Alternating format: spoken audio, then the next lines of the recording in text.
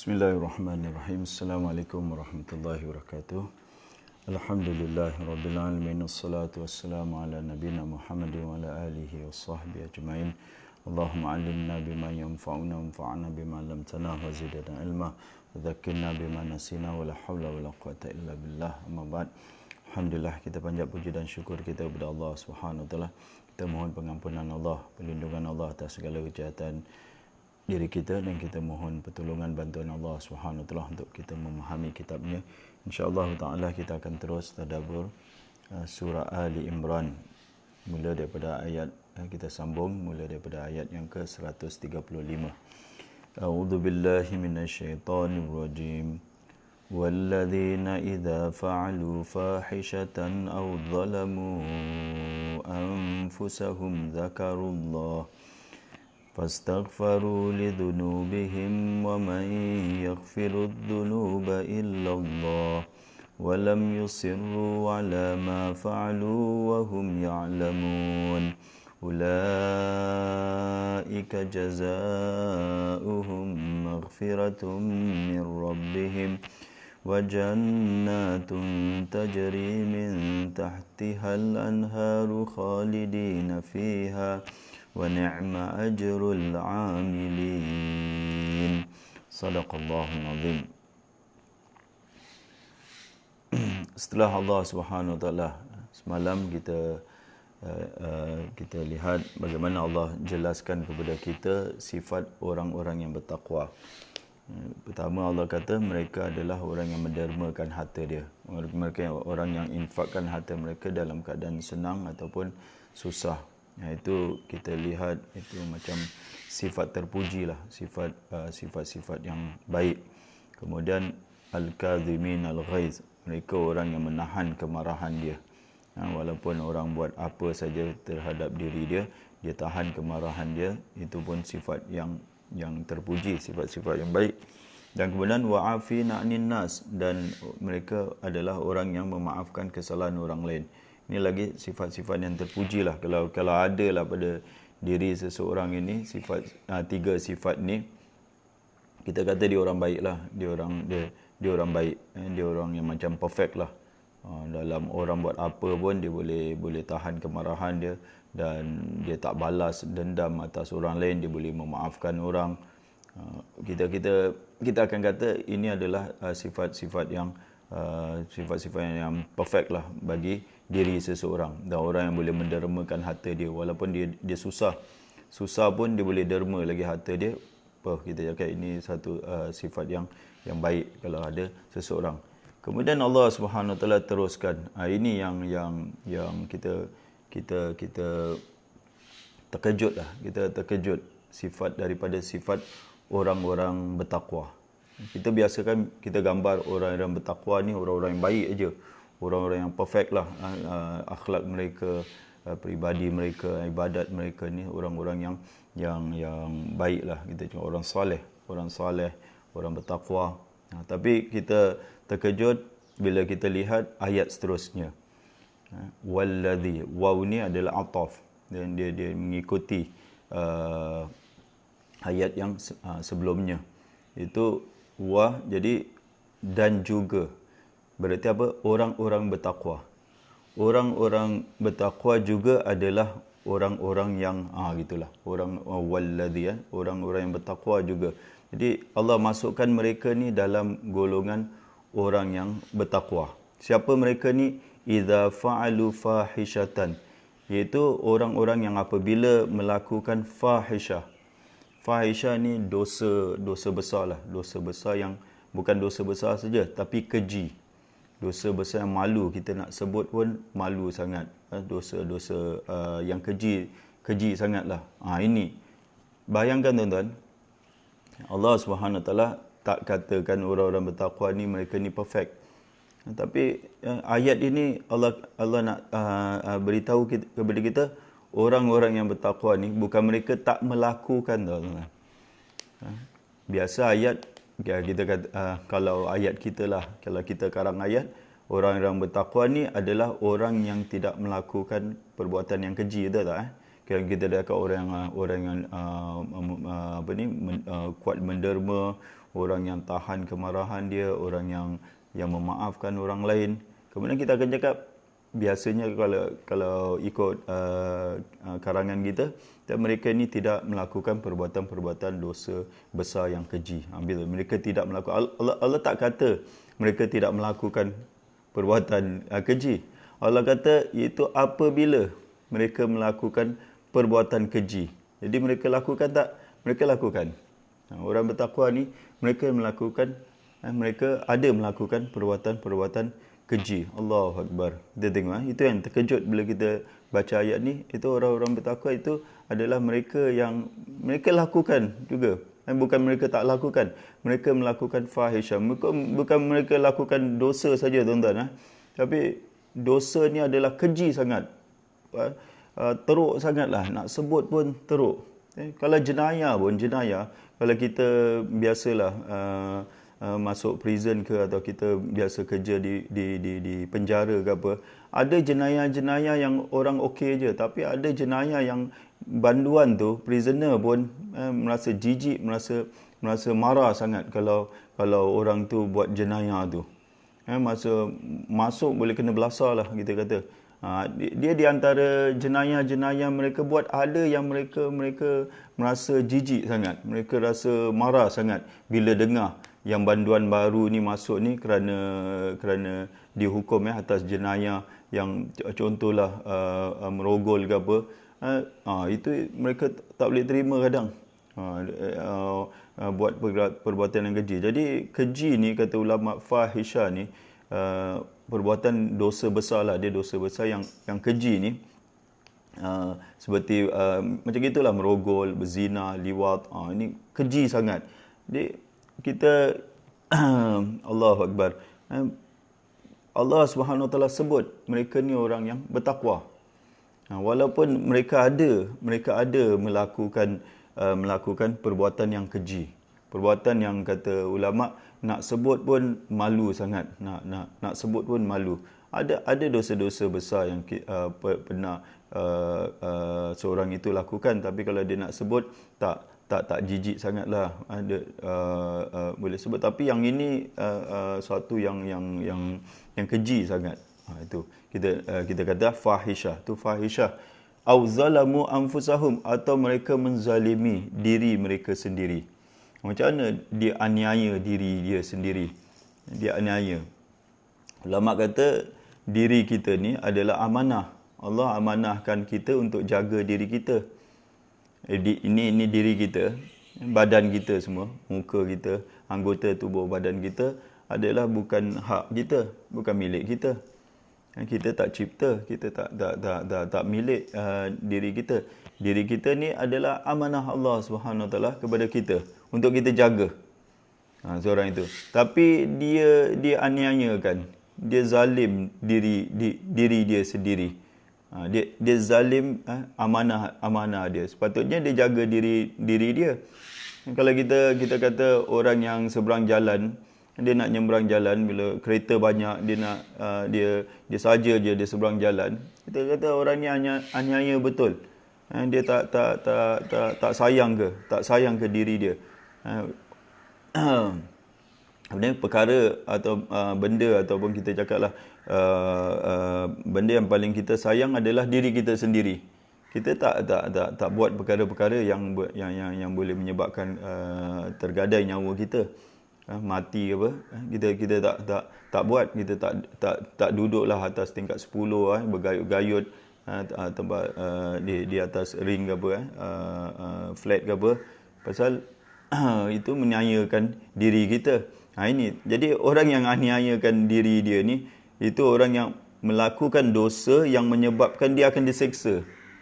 Dia melakukan dosa yang dengan dosa itu dia akan diseksa di neraka. Itulah dia aniaya diri dia sendiri, melakukan maksiat, Jadi ada sebahagian ulama kata yang ini pun dosa besar juga, tapi dia tak keji.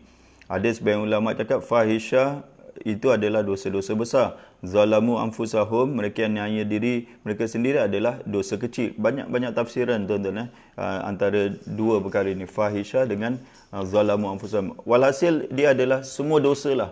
Segala dosa yang termasuk yang keji ke, yang tak keji ke, yang besar ke, yang kecil ke, semua dosa dia cover di sini. Kalau kita boleh nak tafsirkan ini fahisyah tu dosa besar, kalau zalamu anfusahum dosa kecil, dia termasuk juga. Jadi dia cover semua dosa lah. Bila kita baca tafsir ni nampak macam semua dosa. Jadi mereka ni orang-orang yang bertakwa ni, mereka ada melakukan, mereka pernah melakukan dosa-dosa kepada Allah Subhanahu Wa Taala. Tapi cuma kenapa mereka termasuk orang yang bertakwa? Bukan kerana mereka melakukan dosa itu, kerana mereka bertaubat. Zakarullah. Mereka ingat kepada Allah. Segera mereka ingat kepada Allah Subhanahu. Apabila mereka dah lakukan dosa tu, jadi mereka ingat kepada Allah Subhanahu. Ingat apa tuan-tuan? Ingat akan larangan Allah. Ini perkara Allah larang. Ini perkara haram.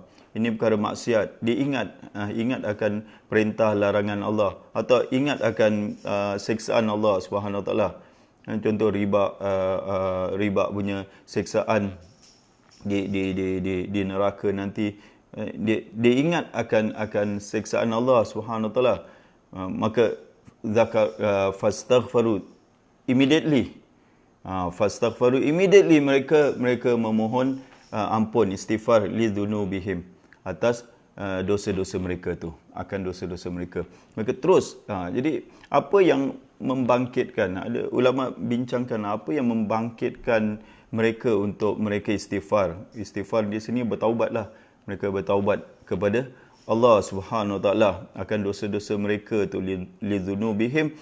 Kerana ada sebahagian ulama yang membangkitkan, yang mencetuskanlah apabila dia baca Al-Quran. Itu sebab penting kita baca Al-Quran.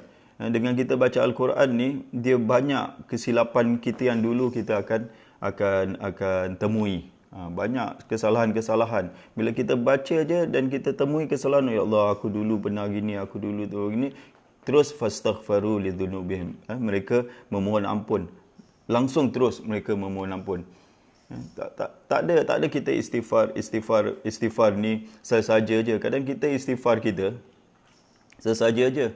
Dia tidak betul-betul superficial lah kita kata. Dia tak betul-betul real istighfar ini. Astaghfirullah. Kalau kita pergi majlis tahlil, majlis ini, dia punya istighfar tu macam mana? Astaghfirullah gitu aja. Dia punya hati kosong. Yang istighfar dia bukan istighfar daripada dosa.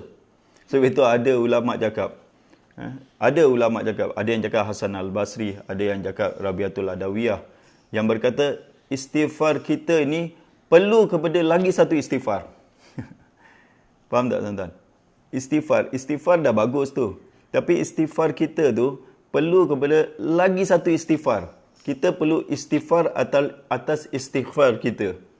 Kita perlu mohon ampun atas permohonan ampun kita. Pasal kita mohon main-main.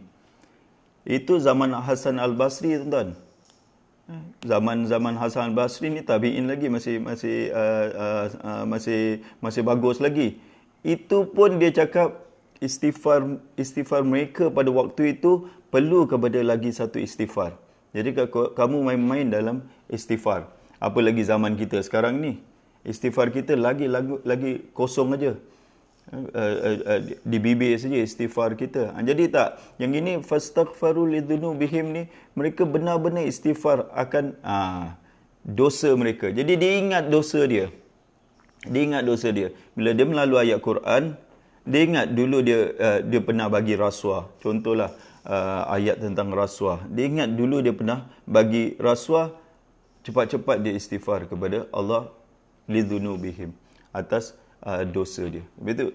Taubat tu, kita kena taubat atas dosa kita. Dia tak boleh taubat umum, tuan-tuan. Macam kita cakap, ya Allah, aku bertaubat kepadamu. Taubat dosa apa yang kau bertaubat? Mesti nak ingat Dosa apa? Jadi menurut ayat ni, fastaghfaru lidzunubihim, mereka mohon ampun atas dosa mereka. Jadi dia tahu dia punya dosa. Dia tahu dia punya dosa yang dia buat tu. Itu yang buat dia istighfar. Kalau dia tak tahu asal cakap istighfar je, asal cakap taubat je, aku bertaubat, adalah dosa apa? Semua dosa macam gitu je. Bukan gitu. Dia kena spesifik. Bukan nak cakap spesifik time lah. Bukan dia nak cakap waktu ni. Ini susah lah sikit. Contohlah dia dulu riba, contoh dia muamalat dalam riba, bunga lah apa ni, dia apa ni, dia bermuamalat dalam interest lah ini semua. Jadi dia istighfar akan apa ni, akan dosa dia mengambil interest. Kadang kita tak perasan simpan duit dalam bank yang ada interest dia dapat, kita pun sebat juga. Dah lah, kita dah makan interest lah tu, makan riba lah. Dosa makan riba tu dosa besar tu, dia termasuk dosa besar. Dia tak tahu kan, dia tak tahu. Tapi bila dia tahu Allah dia menyesal betul. Dia menyesal, dia istighfar akan dosa riba. Tapi ada dosa lain lagi. Dosa lain yang dia ada buat lah. Contohlah dosa lain. Itu kena istighfar juga dosa tu. Yang tadi dia istighfar untuk dosa riba aja. Ulama bagi contohnya ginilah, macam seorang ini dia minum arak. Dia suka minum arak dengan dia berzina. Dia ada dua dosa, banyak dosa lah dia ada. Cakap kita contoh dua dosa ni, minum arak dengan berzina. Jadi dia dah tak berzina lagi. Dia dah bertaubat kepada Allah akan dosa berzina dia. Itu tak automatik dosa minum arak dia terampun, tak ada. Yang dia istighfar, yang dia bertaubat ni akan dosa minum arak, tadi cakap berzina aja. Dia bertaubat. Tapi dosa minum arak ni dia tak bertaubat, itu kekal lagi, masih stay lagi. Dia tak bertaubat. Dia tak boleh taubat yang umum, tuan-tuan. Taubat ni dia tak boleh taubat yang umum. Pasal taubat ni dia ada elemen menyesal. Dia mesti menyesal. Satu, menyesal akan perbuatan dia. Kedua, dia stop. Ini 3 syarat lah. Dia stop akan, dia berhentilah daripada melakukan dosa itu. Yang ketiga adalah dia berazam. Dia takkan lakukan lagi. Dia dah berhenti. Jadi orang yang tak berhenti, dia tak apa ni, tak menepati syarat taubat. Dia ada 3. Dia mesti berhenti juga. Dan dia mesti ada nadam. Dia mesti ada menyesal. Macam mana kita istighfar yang atau taubat yang umum saja, kita tak ada perasaan menyesal. Tuan-tuan, ini serius. Kita akan tengok bila kita cakap astaghfirullahalazim. Tuan-tuan lepas solat, kan cakap kita assalamualaikum warahmatullahi, assalamualaikum warahmatullahi, kita istighfaran astaghfirullah. Ya, awak istighfar apa ni? Kalau kita tanya diri kita lah, awak istighfar apa ni? Tak ada, sunat aja cakap istighfar. Bukan gitu maksudnya. Kita istighfar tadi, Alamak, tadi rakaat ini aku teringat ini, tadi rakaat ini aku teringat ini, tadi rakaat ini aku tak khusyuk. Itulah yang sebab kita istighfar. Astaghfirullahaladzim. Macam mana aku boleh ingat benda-benda ni dalam solat? Kita istighfar. Astaghfirullahaladzim. Itulah istighfar. Bukan hanya di mulut aja astaghfirullah. Tapi hati tak menyesal pun. Hati tak ada menyesal pun akan perbuatan. Apa yang kita istighfar? Kalau hati kosong ni, itu bukan istighfar tu. Itu hanya di bibir aja. Itu ulama cakap istighfar kita perlu kepada lagi satu istighfar. Kita harus istighfar atas istighfar kita yang main-main tu. Istighfar kita yang superficial, kita cakaplah macam lip service saja. Kita kena istighfar atas istighfar tu.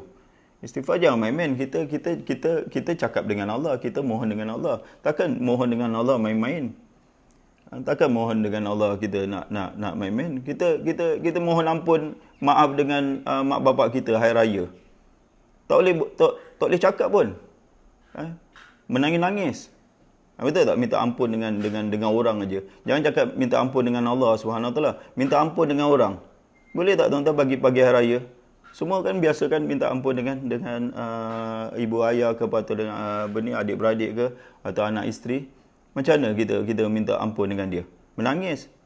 Itu betul-betul dengan manusia betul punya betul punya kita cakap sedih sangat. Tapi dengan Allah biasa aja. Dengan Allah minta ampun main-main aja. Boleh kita datang kepada mak kita hari raya, "Mak, selamat hari raya, minta maaf zahir batin." Gitu. Ada orang itu. Itu macam biasa je, itu di TV-TV, di artis-artis yang cakap macam gitu. Tapi kalau orang yang serius minta ampun dengan mak dia, macam mana? Dia minta ampun dengan mak dia pada pagi hari raya. Serius betul-betul sampai menangis, melutut dia dengan mak dia, "Mintalah ampunlah dosalah, banyak silap lah, banyak ini." Kalau dengan manusia kita mohon ampun macam gitu, dengan Allah main-main pula. Ini kita cakap double standard. Kita ni banyak amalkan double standard dalam hidup kita ni. Banyak pura-pura. Dengan Allah standard dia lain pula. Kita punya standard main-main. Bukan standard serius. Dengan manusia kita serius. Banyak kita tengok dengan dunia, urusan dunia ni kita serius betul-betul. Serius gila lah, bukan serius saja. Serius gila punya. Bagi kerja on time gini, semua on time, semua serius. Tapi kalau dengan Allah, semua tak serius semua. Apa pasal? Itu yang cakap double standard. Kita ada standard yang lain. Dengan Allah, standard kita lain. Kalau dengan manusia, standard kita tinggi. Baju betul-betul punya gosok. Kita nak jumpa manusia betul lah. Jumpa dengan Allah, biasa aja, t-shirt aja. T-shirt biasa-biasa aja. Kadang tak pakai t-shirt terus, kain aja. Belenggeng aja macam gitu je, boleh juga solat. Boleh dia jumpa orang dengan macam gitu? Tak ada. Jadi ulama dulu bila jumpa dengan Allah, baju yang terbaik dia pakai. Dia kalau solat, baju yang terbaik, baju yang termahal dia pakai. Baju termahal dia pakai. Imam Abu Hanifah, mazhab Hanafi, Imam Abu Hanifah tu kalau dia solat tu, baju yang the best punya baju, yang paling mahal sekali dia pakai untuk dia menghadap Allah Subhanahu Wa Taala. Itu contohlah tuan-tuan. Contoh keadaan kita ni dengan Allah Subhanahu Wa Taala, istighfar kita pun istighfar yang main-main pula. Macam mana? Jadi orang ni, dia tak ada, orang yang ni fastaghfaru lidzunubihim. Dia ingat akan dosa dia. Dia ingat akan dosanya, itu yang dia minta ampun akan dosanya. Jadi dia tahu apa yang dia minta ampun.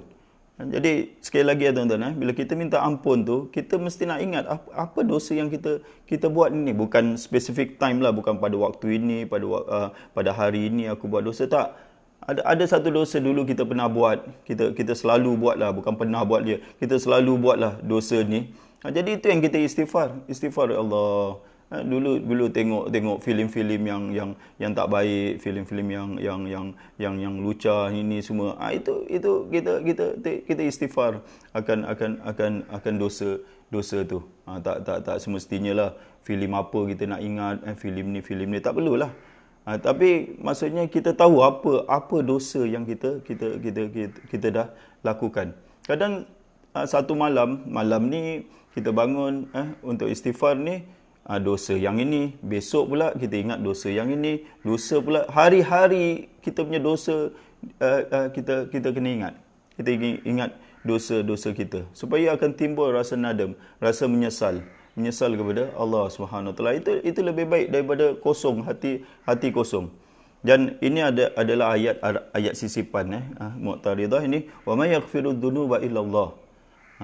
Dan siapakah yang dapat mengampuni dosa melainkan Allah? Maksudnya tidak ada, dan tidak ada yang dapat mengampunkan dosa melainkan Allah. Itu ayat macam sisipan lah yang Allah Subhanahu Wa Taala masukkan, nak cakap kalau orang tu buat apa yang dia buat ni, itu dia melakukan maksiat, lepas tu dia ingat Allah, lepas tu dia istighfar bertaubat, istighfar kepada Allah Subhanahu Wa Taala pasti akan ampunkan dosa dia. Kalau dia menepati syarat ni, pasti Allah Subhanahu Wa Taala mengampuni dosanya. Sebab itu tak ada yang dapat mengampuni dosa melainkan Allah Subhanahu Wa Taala. Allah akan mengampuni dosanya. Kemudian syarat lagi satu. Syarat seterusnya, bukan itu saja. Syarat yang akan datang apa? Walam yusirru ala ma fa'alu. Dan mereka tidak meneruskan. Jadi orang yang bertakwa ni, dia melakukan maksiat, melakukan dosa, dia ingat Allah Subhanahu Wa Taala, dia minta ampun dan dia tidak teruskan. dan tidak dia meneruskan apa yang dia fa'alu, apa yang telah mereka lakukan. Berita itu syarat taubat. Syarat taubat dia stop. At the moment yang dia bertaubat tu, dia dah stop benda tu dan akan datang dia berazam untuk tidak melakukan. Dia itu. Tapi kita kadang taubat masih jalan teruskan. Contoh mengumpat. Memang keji orang, menghina orang, jalan terus saja. Mana ada taubat? Kalau taubat dah stop lah. Betul tak? Kalau kita dah taubat, aku alhamdulillah dah tak mengumpat orang lagi. Dah bertaubat daripada kutuk orang, mengumpat orang, cakap tentang orang. Aku dah tak cakap tentang orang. Berarti apa, tuan-tuan? Dia dah stop lah. Tapi kalau masih ongoing lagi, besok dia buat lagi, nari dia taubat apa ni? Main-main kata ulama. Nari bertaubat, besok ulang lagi. Nari bertaubat, besok ulang lagi. Atau kita tak pernah bertaubat. Senang aja nak cakap lah. Kita tak pernah bertaubat daripada dosa mengumpat. Tak pernah lah, aku tak pernah bertaubat. Aku ni orang yang degil sangat. Aku main jalan terus saja. Kalau di antara dua pilihan kita. Kita tak bertaubat atau kita bertaubat dan stop. Kita ni di mana, tuan-tuan? Ini susah sikit, tuan-tuan. Sama ada kita tak bertaubat daripada dosa mengumpat. Aku tak pernah bertaubat. Padanlah kau jalan terus saja. Atau kita bertaubat dan kita tak teruskan. Kita tak teruskan. Tapi masih teruskan. Tak bertaubat lah. Senang aja nak cakap. Masih teruskan. Masih ada lagi mengumpat tentang orang. Cakap hina orang atau mengumpat bukan hina, bukan kutuk, bukan apa. Cakap benda yang dia tak suka je, dah kira mengumpat lah tu. Ada mengumpat. Kalau kita ada mengumpat dengan orang, itu dikira taubat ke tidak, Ustaz? Tak bertaubat lah. Nak main-main. Kita nak main-main lah. Awak main-main. Kata ulama, itu main-main dengan Allah SWT. Seriusnya, tuan-tuan. Itu main-main dengan Allah. Baru saya baca Syekh Husaymin punya cakap. Kalau orang itu, dia bertaubat. Lepas tu dia buat lagi. Contohlah, tuan-tuan. Tuan-tuan tak suka dengan pemimpin lah. Siapalah. Pemimpin ni pemimpin biasa sini, pemimpin politik lah yang kena mengumpat terus teruk-teruk lah. Kutuk dia gini lagi. Lepas tu kita malu, Allahu Akbar. Contoh biasa orang kutuk pemimpin ni. Lepas tu kan dia minta maaf kepada pemimpin ni.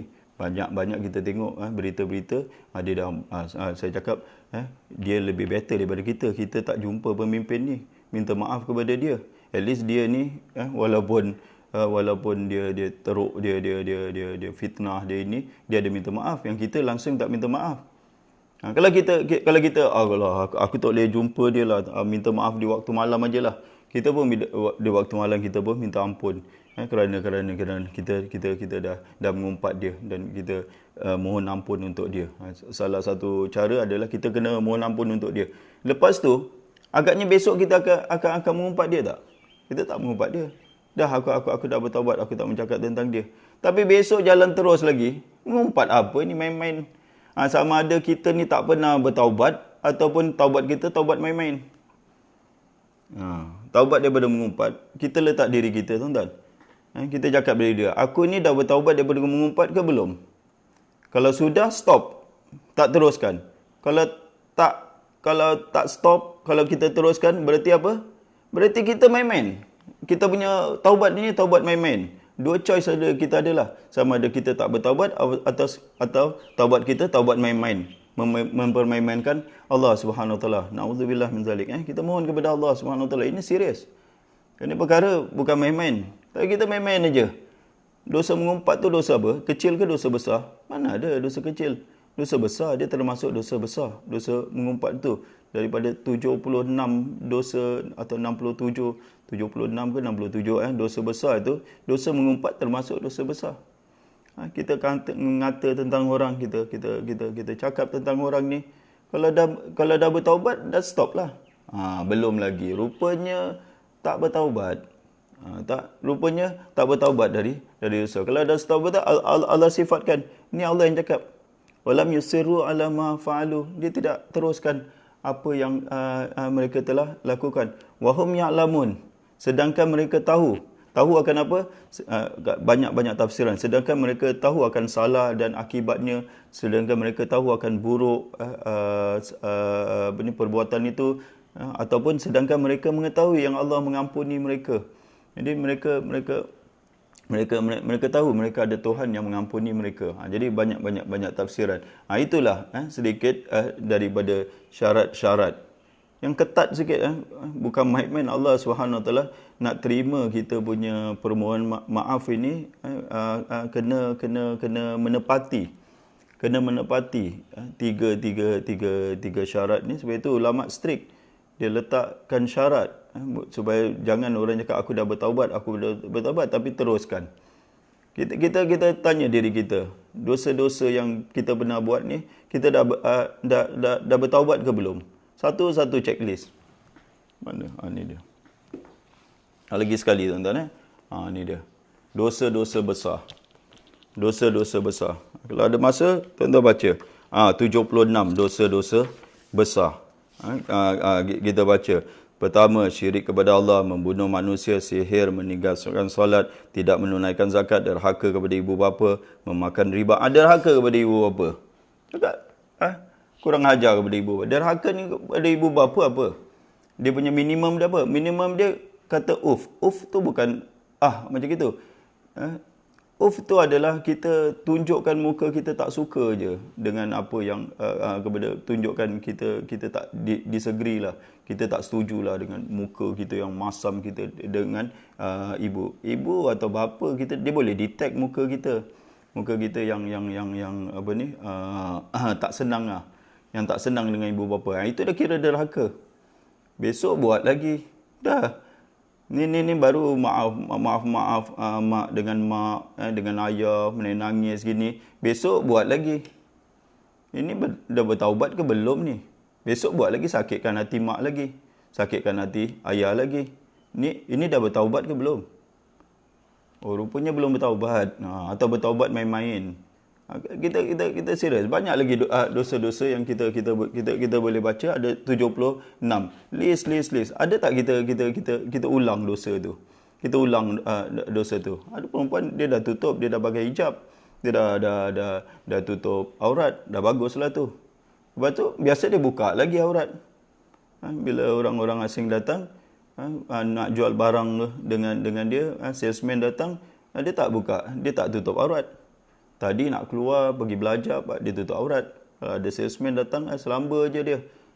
Free hair terus, layan salesman ni. Dia dah bertaubat ke belum ni? Kita nak tanya, dia dah bertaubat ke belum ni? Daripada buka aurat. Kalau dia dah bertaubat, dia tak akan teruskan. Walam yusiru ala ma fa'alu. Dia tak akan teruskan dosa dia tu lagi. Kalau dia teruskan, berarti ulama cakap, terbatal lah taubat dia. Kalau dia buat lagi tuan-tuan, kalau dia buat lagi, that means dia melakukan ulang dosa dia lagi. Dia ulang dosa dia lagi. Atau dia memang tak boleh stop. Kalau dia tak boleh stop dosa tu, dia cakap aku tak boleh stop lah. Diri aku ni macam gini lah, aku tak boleh stop. Senangnya cakap, dah lah habislah, bukan taubat lah. Awak cakap 1000 kali astaghfirullah, dia tak dikira sebagai taubat. Kalau kita rasa diri kita tak boleh stop. Kita rasa diri aku ni macam ginilah, aku tak boleh stop nak mengata orang. Kalau diri ni aku mesti nak cakap tentang orang. Kalau kita cakap macam itu, selama-lama awak tak termasuk daripada golongan ni. Golongan orang yang muttaqin. Kita tak termasuk. Padahal kita boleh aja. Kita boleh aja. Ini Allah bagi kita peluang. Pasal apa? Kita buat dosa. Semua kita buat maksiat. Betul tak tuan-tuan? Dan ada peluang untuk kita dapat pengampunan Allah SWT dengan kita istighfar, kita menyesal, kita stop dan kita tidak meneruskan perbuatan kita. Kan dah dapat janji Allah SWT. Allah akan masukkan kamu dalam golongan orang yang bertakwa dan Allah akan masukkan kamu ke dalam syurga. Janji Allah. Apa yang Allah janji kepada kita? Kalau kita lakukan perkara itu, ulaika jazaohum maghfiratum min rabbihim. Orang-orang yang demikian sifat dia tadi. 4 sifat, 4 aja. Satu, yang dia menderma, yang kedua dia menahan kemarahan dia, yang ketiga dia memaafkan orang, yang ketiga dia bertaubat. Dia bertaubat akan dosa-dosanya. Orang-orang yang demikian, balasan mereka maghfiratum min rabbihim. Satu, dapat pengampunan Allah Subhanahu Wa Taala. Kemudian kalau dah dapat pengampunan, terus dapat masuk syurga lah. Dia dapat, Allah dah ampun dosa dia, Allah dah bersihkan dia daripada sebelum seorang itu masuk syurga, dia nak kena dibersihkan daripada dosa-dosa. Mesti nak ada maghfirah. Dia dapat rahmat Allah dengan maghfirah Allah SWT. Dia dapat maghfirah Allah. Bila dibersihkan dosa dia, barulah dia nak. Syurga ni tak boleh dimasuk seorang itu tak boleh masuk masuk syurga dengan dosa-dosa, dengan banyak lagi dosa-dosa. Dia nak free aja masuk syurga macam itu, tak boleh. Hendaklah dia dapat pengampunan daripada Tuhan. Baru dapat pengampunan, barulah dia dapat jannatun tajri min tahtihal anhar. Dapat syurga-syurga yang mengalir di bawahnya berapa sungai, khalidina fiha, mereka kekal di dalamnya. Dan ini susah tuan-tuan. Sebab itu Allah cakap wa ni'mal ajrul amilin. Inilah balasan yang baik, sebaik-baik balasan bagi orang yang amilin, orang yang beramal, orang yang berusaha. Dia amilin ini, dia orang yang beramal. Amal apa tuan-tuan?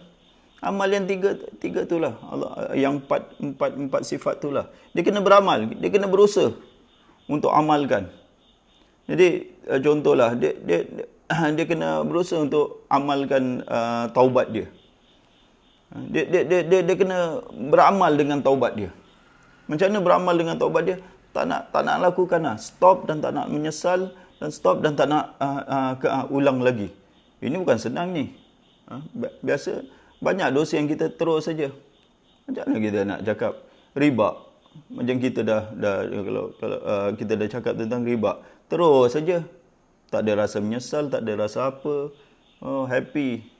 Bila PM, ni di Singapura lah, cerita di Singapura, announce interest dalam CPF ni dinaikkan. Oh, melonjak macam-macam semua. Happy betul. Happy pula dengan interest.